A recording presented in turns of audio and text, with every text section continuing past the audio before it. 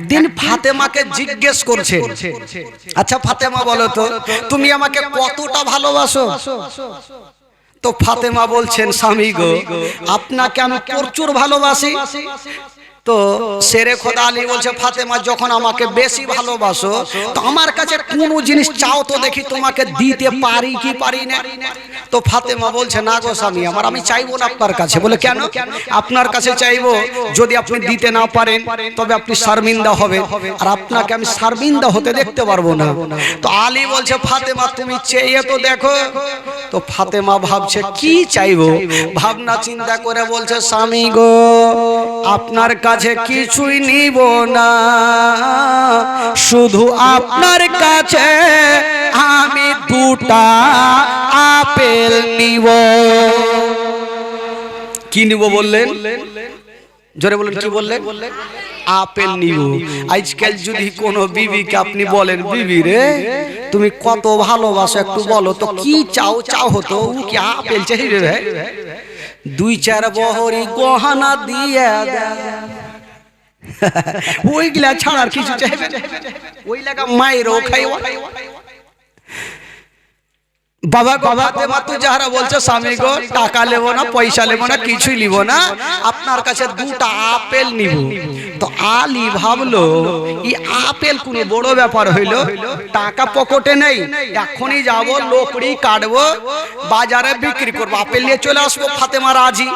আলী ফাতেমাকে মানে বিবিকে রাজি করার জন্য জঙ্গলের দিকে বেরিয়ে গেল। দেখেন মেরাদার, বিবিকে রাজি করবে, মারাত্মক ঘটনা শুনেন।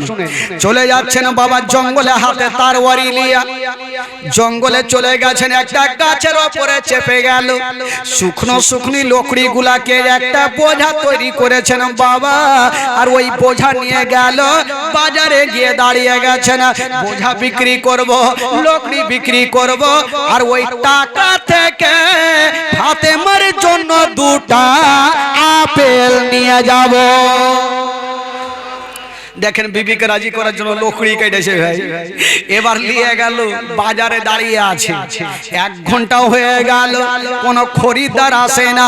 2 ঘন্টা হয়ে গেল, কোনো খরিদ্দার আসে না।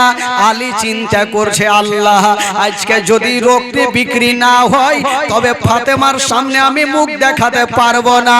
আর ওই দিকে নবী নন্দিনী ফাতেমা ঘরের কোণাতে বসে বসে কাঁদছে, আল্লাহ আমার স্বামীর কাছে আমি আপেল চাইলাম, আল্লাহ গো কোথায় আমার স্বামী গেছে জানি না, আল্লাহ গো আমি আপেল চাই না, আমার স্বামীকে ভালো অবস্থায় তুমি আমার বুকে ফিরিয়ে দাও। আলী কাঁদছে, লকড়ি বিক্রি হয় না, যা আপেল নিয়ে যাব। আর ফাতেমা কাঁদছে, আল্লাহ আমি আপেল চাই না, আমার স্বামীকে চাই। ই বাবা গো 1 ঘন্টা হয়ে গেল, 2 ঘন্টা হয়ে গেল, 3 ঘন্টা হয়ে গেল, বিক্রি হয় না, খরিদ্দার আসে না। আলী ঝরঝর করে কাঁদছে, বাজারে করব তো করব কি? ও অত ইজ্জমান্তাসা, অত জিল্লমান্তাসা, ইজ্জতের মালিক আল্লাহ, জিল্লতের মালিক আল্লাহ।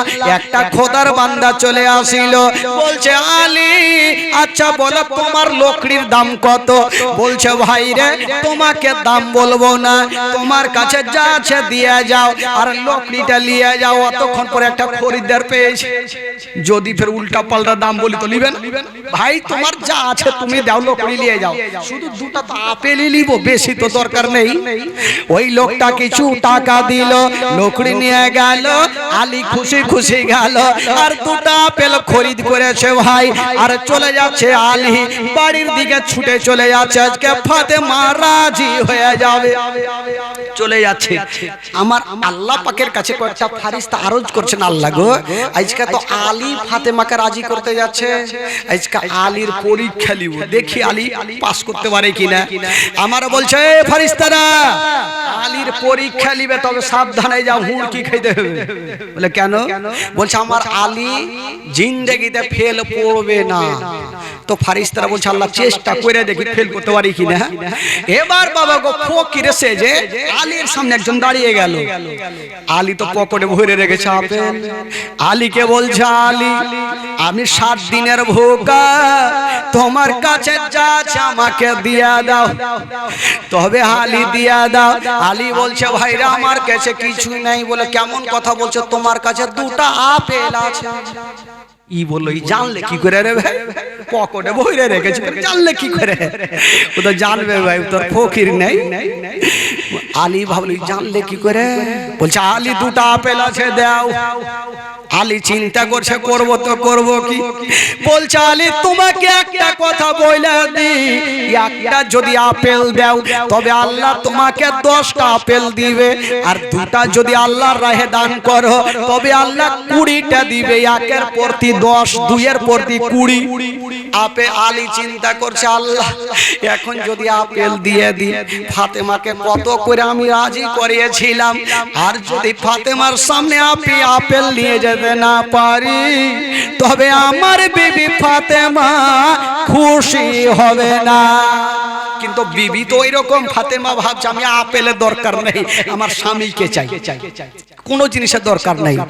কিন্তু আলী তো চিন্তা করছে আমি কত বড় মুখ করে বললাম, কিন্তু আমি কেমন করব? আমি ফাতেমাকে আপেল দেব না ফকিরকে আপেল দিব? ফকিরকে বলছে আমি দিতে পারবো না। ফকির ঘুরে যাচ্ছে। আলী ভাবছে আজকে ফকিরকে ঘুরিয়ে দিলাম, কাল হাসরের মাঠে আমি নবীর সামনে জবাব দিতে পারবো না। আমি ফাতেমাকে বুঝিয়ে দেব, কিন্তু আমি ফকিরকে ঘুরাবো না। ডাক দিচ্ছেন চলে আসো বাবা। 2টা আপেল দিয়ে দিল, কিন্তু ফকির বইলে যাইছে একটা দিলে 10, 2টা দিলে 20। আলী তো দিয়ে দিল। যাক কানতে কানতে যাবো ফাতেমার হাত ধরে ক্ষমা চেয়ে হেলবো, কি করবো? বিবিতে ক্ষমা করতেই হবে। গেল আস্তে আস্তে যাচ্ছেন, কিন্তু বাড়ির বারান্দাতে আছে, মানে বাইরে আছে, ঢুকতে পারে না। বাড়ি এটা এখানে কাঁদছে বসে। আল্লাহ ফাতেমার সামনে খালি হাতে যাব কেমন করে? ফাতেমা কি বলবে যে আমি চাইলাম দিতে পারলো না? আলী কাঁদছে বাবা গো বাইরে দাঁড়িয়ে, ফাতেমা কাঁদছে ঘরের মধ্যে। বাবা গো আলী কাঁদছে বাইরে, ফাতেমা কাঁদছে ঘরে। আলী দোয়া করছেন আল্লাহ তুমি ছাড়া কেউ নাই। আল্লাহ আল্লাহ গো আজকে আমার ইজ্জত রক্ষা করো, আল্লাহ তুমি দয়া করো। আলী যেমন দোয়া করে আমার আল্লাহ বলছেন যাও যাও ওরে ফেরেশতা যাও যাও আমার আলীকে আপেল দিয়ে চলে আসো। বাবা গো একজন আল্লাহর ফেরেশতা সা করে চলে আসিল, 2টা আপেল নিয়ে আলীর কাছে চলে আসিল। বলছে আলী তোমাকে কাঁদতে হবে না, এই যে তোমার জন্য আল্লাহ 2টা আপেল পাঠিয়েছে। আলী আপেল পেয়েছে, ওর তো খুশি হওয়া দরকার, কিন্তু এমন ভাবে হিড়কা মেরেছে, ঝিটকা মেরেছে, হুড়কি দিয়েছে। বলছে আই ফেরেশতা ভাগো এখান থেকে। বলে কেন? তোমাকে আপেল দিতে আসলাম, তুমি খুশি হবে তো হুড়কি মারছো? বলে একটু আগে বইলা গেলে একটা দিলে 10টা পাবে, 2টা দিলে 20টা পাইবে। আমি তো 2টা দিয়েছি, বের ঘুরিয়ে 2টাকে না 20টা নিয়েছি। ই ফারিস্তা ভাবছে বাপরে থাকলে ফের মায়ের খেতে হবে লাগছে। গেল আল্লাহ গো কোন লোকের কাছে পাঠিয়েছো আল্লাহ যে হুড়কি মারছে? আমার আল্লাহ বলছে তোমার ভাগ্য ভালো, হুড়কি মেরেছে তোকে থাপ্পড় মারেনি। তুমি একটু আগে বইলে একটা দিলে 10টা দিবে, 2টা দিলে 20টা দিবে। ফের তুই ঘুরিয়ে 2টা গেছো, থাপ্পড় দিবে না তো কি দিবে? যাও 20টা নিয়ে যাও। বাবা গো এবার জান্নাত থেকে 20টা আপেল নিয়ে গেল, আমার আলীকে দিল। যেমন 20টা আপেল দিয়েছেন বাবা শেরে খোদা আলী 20টা আপেল নিয়ে ঘরের মধ্যে গেল। ফাতেমা তুজাহরার সামনে দাঁড়িয়ে গেছেন। ফাতেমা এই যে তোমার জন্য আপেল এনেছি। তবে বাবা গো সমস্ত ঘটনা আলী ফাতেমা তুজাহরাকে বললেন স্বামী স্ত্রী বাবা গো সর্বপ্রথম 2 রাকাত শুকরানা নামাজ আদায় করলেন, আর স্বামী স্ত্রী বসে জান্নাতি আপেল খেলেন। জোরে বলুন সুবহানাল্লাহ। আরো জোরে। জান্নাতি আপেল খেলে। তো তাদের স্বামী স্ত্রীতে মোহাব্বত কেমন ছিল, ভালোবাসা কেমন ছিল? আজকাল এমন কেউ আছে ভাই স্বামী স্ত্রীতে তো ঝগড়ার শেষ থাকে না, 5 দিন থাকবে। বলবো ভাই কেমন ঝগড়া লাগে বলবো, আজকাল বলবো না। তবে বেরাদার বন্ধুগণ আর একটা ঘটনা শুনেলেন না, ছেড়ে দেবো নাকি? বিরক্ত হচ্ছেন মনে হয় আপনারা, নাকি আপনারা বিরক্ত হচ্ছেন নাকি ভাই? বিরক্ত হয় না? আচ্ছা যারা আমার ভাষা বুঝতে পারেন একটু হাত তুলেন তো। মাশাআল্লাহ সবাই পারছেন। খুব ভালো লাগলো। তবে এবার আসুন একটা মারাত্মক ঘটনা। রমজান মাস, কোন মাস বললাম? আমরা রমজান মাসে রোজা করি, কিন্তু দেখবেন 100টার মধ্যে ফের 50টা লোক রোজা করে, 50টা লোক রোজা করে না। আছে তো, আমাদের মধ্যেই আছে। একদিন দোনো নাতিকে, একদিন মা ফাতেমা তু জাহরার বাড়িতে কোনো খাবার নেই। তো ফাতেমা ভাবছেন, আল্লাহ গো, আমার বাড়িতে কোনো খাবার নেই, আল্লাহ আমি দিনটাকে এমনি নষ্ট করব না, আমি এই দিনটাতে আমি নফল রোজা থেকে যাব। জোরে বলুন সুবহানাল্লাহ। আজকাল আমার মা বোনেরা আসল রোজা করে না, কিন্তু ফাতেমা তু জাহরার বাড়িতে খাবার নেই, দেখেন কেমন ছিলেন। তো ভাবছে খাবার নেই তো কি, আমি পানি পান করে নফল রোজা থেকে যাব। ফাতেমা তু জাহরা ভোরের টাইমে পানি পান করে রোজা থাকলেন। সকাল হয়ে গেল, দুপুর হইল, দুপুর টাইমে ভাবছেন দোনো বেটাকে কিছু খাওয়াতে হবে, তো পার্শ্বের বাড়ি থেকে কিছু আটা ধার নিয়ে এসেছেন। সুবহানাল্লাহ, নবী নন্দিনী ফাতেমা কিছু আটা নিয়ে এসে রুটি তৈরি করেছেন, আর দোনো বেটাকে পার্শ্বে ডেকেছেন। 4-5 থেকে 6 বছর বয়স, দোনো বেটাকে পার্শ্বে বসিয়ে রুটি টুকরো টুকরো করে বেটার মুখে দিচ্ছেন। তো ইমাম হোসেনের অভ্যাস ছিল, যখন মা তার মুখে খাবার দিত, ইমাম হোসেন নিজের মুখ থেকে মায়ের মুখে দিয়ে দিত। কিছু বাচ্চা বাচ্চা থাকে না, শয়তানি করে, মা খাবার দিবে নিজের মুখ থেকে মার মুখে দিয়ে দিবে। তো সেদিন যখন ইমাম হোসেনকে খাবার দিয়েছেন, ইমাম হোসেন নিজের মুখ থেকে মার মুখে দিচ্ছেন। ফাতেমা বলছে, বেটার আমার খাওয়া চলবে না। বেটা বলে, কেন? বলছে, বেটার আমি রোজা করেছি। বেটা, এটা কেমন কথা মা, এটা তো রমজান মাস নয়, এটা কোন রোজা? বলছে, বেটা এটা নফল রোজা। বলছে, মা গো, তুমি রোজা করেছো, মা আমাদের কেন রোজা ধরোনি? মা আমরাও রোজা করতাম। বলছে, না বেটা, এত বড় দিনে তোমরা রোজা করতে পারবে না, তোমরা খেয়ে নাও। বেটা দোনো ছেলে বলছে, মা গো আমরা খাবো না। মা তুমি জানো না মা, রোজাদারের সামনে কখনো ঘট ঘট করে পানি পান করতে নাই, খেতে নাই, মা আমরা খাবো না। ওই নবী নন্দিনী ফাতেমা বলছেন, বেটা রে তোমরা খেয়ে নাও বেটা।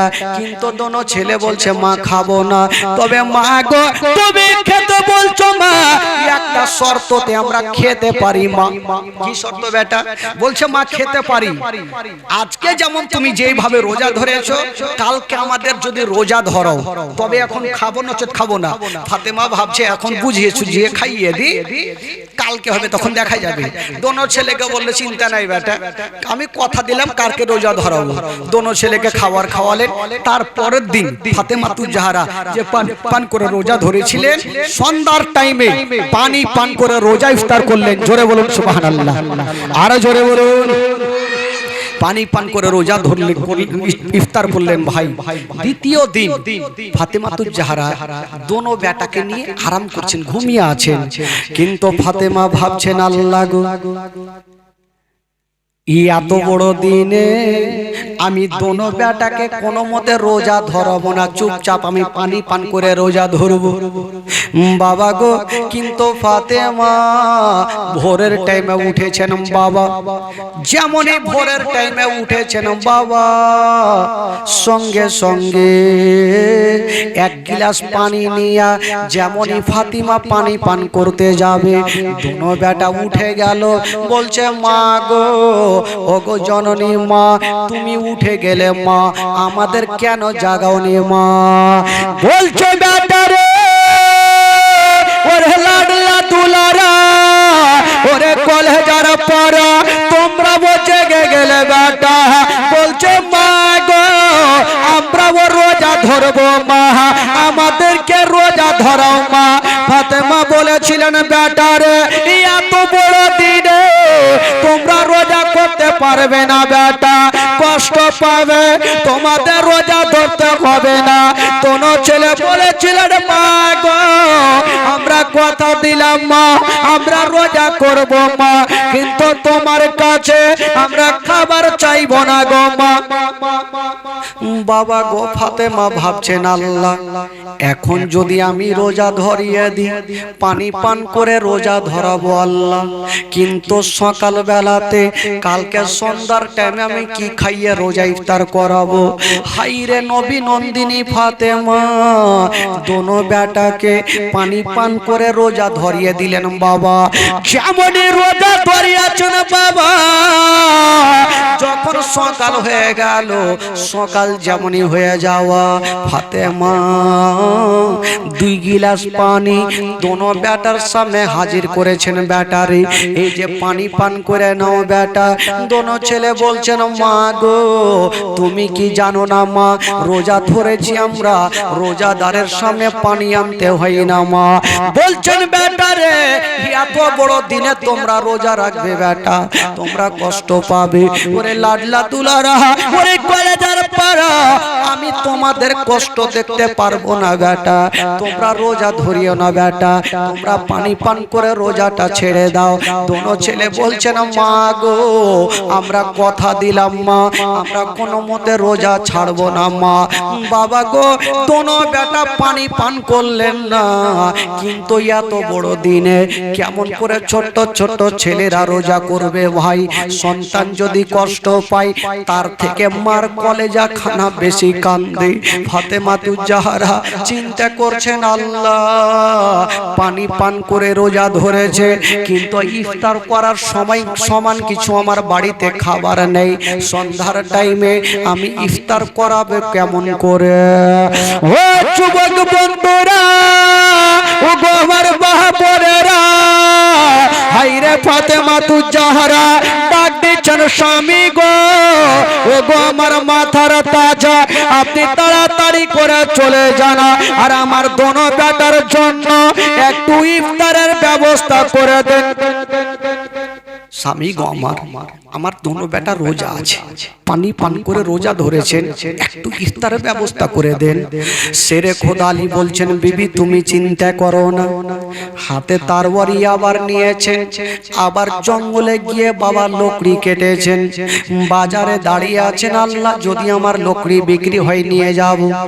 বাবা গো লকড়ি বিক্রি হইল, কিছু আটা নিয়ে ফাতেমার সামনে হাজির হয়ে গেল। মা ফাতেমা সেখান থেকে মাত্র 3টা রুটি তৈরি করেছেন। বাবা যেমন 3টা রুটি তৈরি করেছেন বাবা, সুন্দর করে 3টা রুটি তৈরি করে বাবা গো রেখেছেন, কিন্তু দোনো ছেলে এত বড় দিনে রোজা আছেন ভাই। ইমাম হাসান পেটে হাত দিয়েছেন, ইমাম হুসাইনও পেটে হাত দিয়েছেন, কখন সূর্যটা ডুববে, কখন আমরা রোজা ইফতার করব। মা গো বেরাদার বন্ধুরা, এবার যখন সূর্যটা লাল হবে, নবী নন্দিনী ফাতেমা ওই 3টা রুটি নিয়ে বাবা গো সামনে এনে রেখেছেন। একদিকে ইমাম হাসান হোসেন বসে আছেন, একদিকে মা ফাতেমা বসে আছেন, অপর দিকে শেরে খোদা আলী বসে আছেন। ইমাম হাসান হোসেন শুধু রুটির দিকে দেখে আছেন। বাবা পেটে হাত দিয়ে বেরাদার বন্ধুরা চিন্তা করেন, আমরা ওই রোজার মাস যখন থাকে আমরা সারা দিন না খেয়ে যখন সন্ধ্যার টাইমে ফলমূল নিয়ে বসে থাকি, কত আমাদের ইচ্ছা জাগে ফলমূল খেয়ে আমরা রোজা ইফতার করব।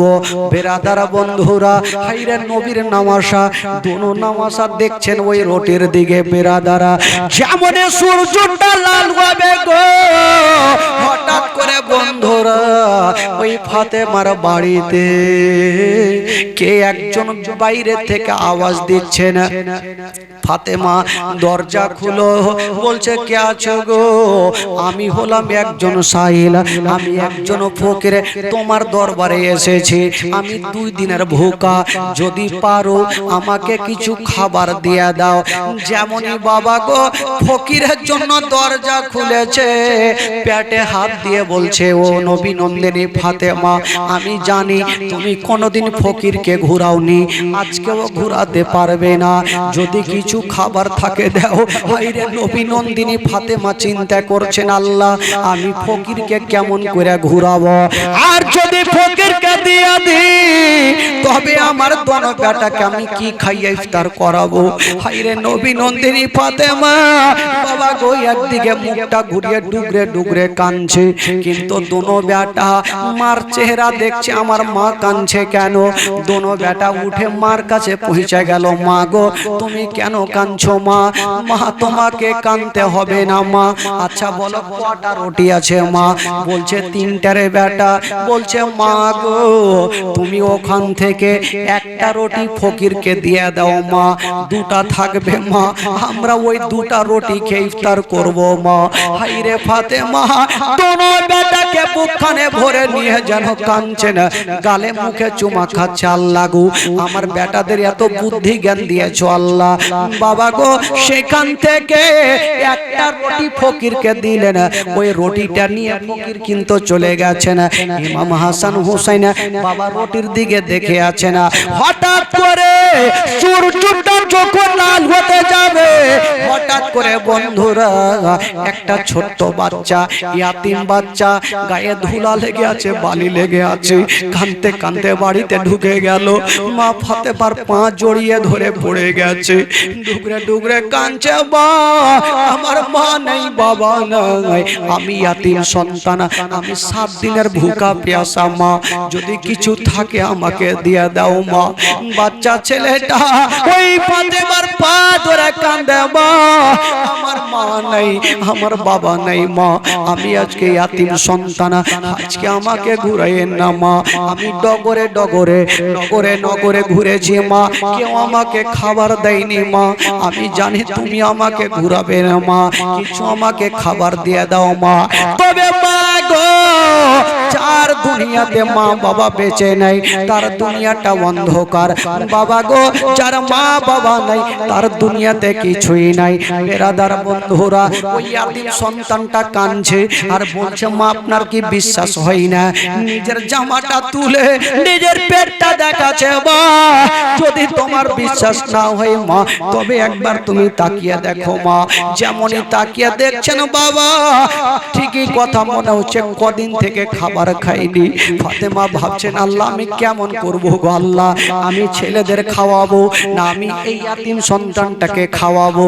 বাবা গো ফাতেমা কাঁদছে, আল্লাহ আমি কেমন করব। দোনো বেটা আস্তে আস্তে মার কাছে চলে আসলো। মা মা তুমি কেন কাঁদছো মা? মা কেন কাঁদছো মা? বলছে বেটা কেমন করে তোমাদের বলবো। দোনো বেটা বলছে আমরা বুঝে গেছি মা তুমি কেন কাঁদছো। কেমন করে কি বুঝলে রে বেটা?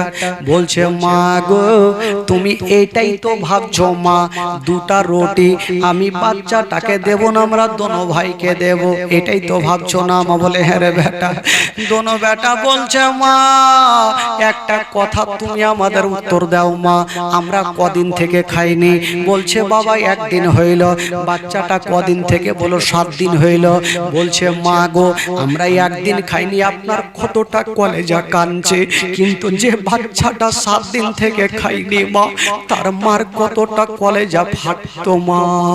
মা গো তোমাকে একটা কথা বলে দিই মা, আমাদের ক্ষুধা লাগেনি মা, আমাদের পিপাসা লাগেনি মা, তোমার কাছে খাবার চাইবো না মা, এই যে ইয়াতিম বাচ্চাটাকে তুমি দুটা রুটি খাইয়ে দাও মা, আমাদের খাবার দরকার নেই। বাবা গো এই কথা যেমনই বলা, হায়রে নবী নন্দিনী ফাতেমা দোনো বেটাকে বুকখানে নিয়েছে না। বাবা গো দোনো বেটাকে বুকখানে নিয়ে গালে মুখে চুমা খাচ্ছে না। বলছেন আল্লাহ গো আল্লাহ গো আমার ছেলেদের এত বুদ্ধি জ্ঞান দিয়েছ, ওই বাচ্চাটাকে ধরে দুটা রুটি খাইয়ে দিয়েছেন বাবা, যেমনই খাইয়েছেন বাবা। হায়রে নবী নন্দিনী ফাতেমা আল্লাহর কাছে দোয়া করছেন, আল্লাহ আমার ছেলেরা রোজা আছে, আল্লাহ গো কেমন করে থাকবে গো আল্লাহ, আল্লাহ তুমি খাবারের ব্যবস্থা খানা করে দাও আল্লাহ। যেমনই ফাতেমা দোয়া করা আল্লাহর দরবারে দোয়া কবুল হয়ে গেল। আল্লাহ বলে জিবরাইল দেরি করো না, তাড়াতাড়ি করে যাও, জান্নাত থেকে কিছু ফলমূল গুলা নিয়ে যাও আর আমার হাবিবের বেটি ফাতেমাকে দিয়ে দাও। বাবা গো জান্নাত জান্নাত থেকে কিছু ফলমূল নিয়ে গেল, ফাতেমার হাতে দিল। যেমন দিয়েছেন বাবা, হায়রে নবী নন্দিনী ফাতেমা দোনো বেটাকে পার্শ্বে বসায়া জান্নাতি ফল খেয়ে রোজা ইফতার করলেন। জোরে বলুন সুবহানাল্লাহ, আরো জোরে বলুন সুবহানাল্লাহ। এই জন্য তো কবি লিখেছেন বাবা, বিশ্ব নবীর বেটি জান্নাতি ফাতেমা, জান্নাতি ফাতেমা, বিশ্ব নবীর বেটি জান্নাতি ফাতেমা, জান্নাতি ফাতেমা। আছেন ওয়ানা হারে ফাতেমা আপন ঘরে, হঠাৎ এক সওয়ালি মাকে সওয়াল করে। আছেন ওয়ানা হারে ফাতেমা আপন ঘরে, হঠাৎ এক সওয়ালি মাকে সওয়াল করে। দান করিলেন খুশি মনে ইফতারের কুরমা, দেশ নবীর বেটি জান্নাতি ফাতেমা, জান্নাতি ফাতেমা, দেশ নবীর বেটি জান্নাতি ফাতেমা, জান্নাতি ফাতেমা। পাক পঞ্জাতনের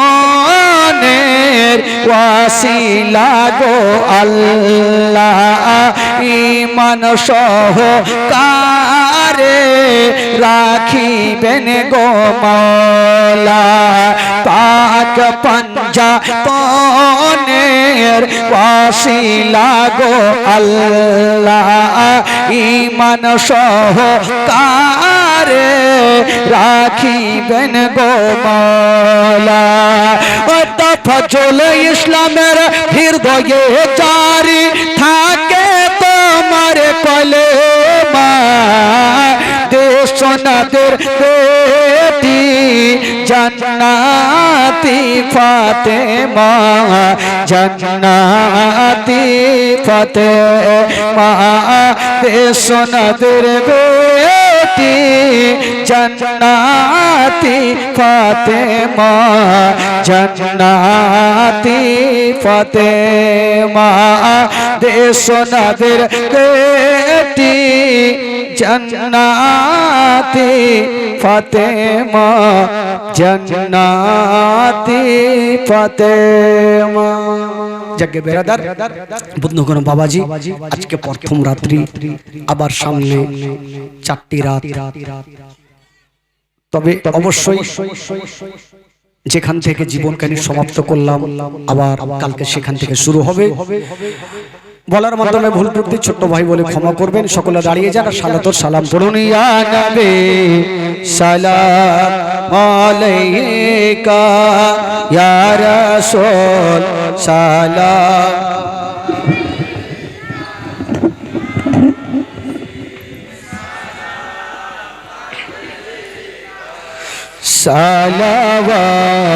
সালাওয়াতুল্লাহ ইয়া রাসূলুল্লাহ,